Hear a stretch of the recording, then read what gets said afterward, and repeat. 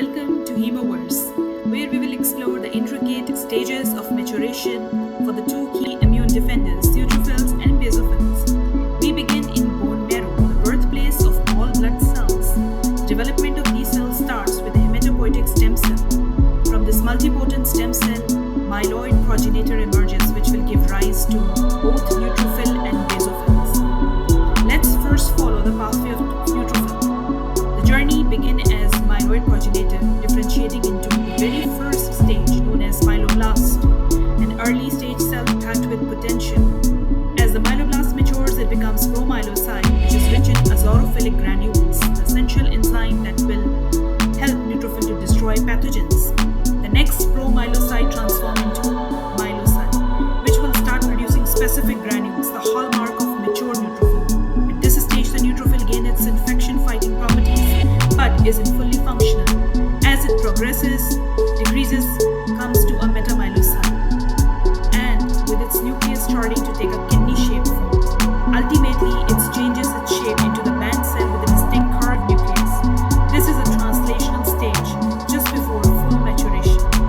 Finally, the mature neutrophil is being formed, characterized by its multi-lobe nucleus and the ability to rapidly migrate to the infection sites, now ready to perform phagocytosis and engulfing and destroying the bacteria.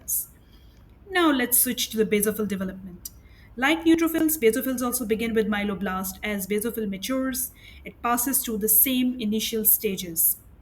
Promyelocyte, where it starts producing primary granules, and the myelocyte, where it begins to form distinctive histamine containing granules. They are the key to its function in allergic and inflammatory responses. As it progressed to metamyelocyte stage, the basophil granules becomes more prominent, filled with its chemical like heparin and histamine.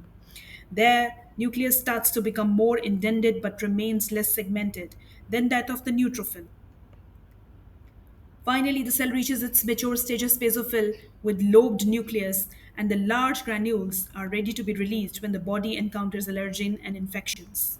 Unlike neutrophils, basophils are not phagocytes, but instead play a regulatory role, orchestrating and in the inflammatory response by releasing histamine to dilate the blood vessels.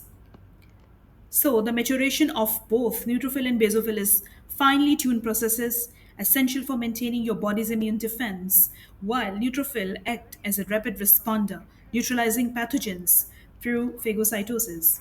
Basophil serves as a key regulator of inflammation, ensuring that your immune response is effective and targeted. Now that we have explored their maturation, let's see how these cells work together during an immune response in the next section, or HemaVerse. Stay tuned.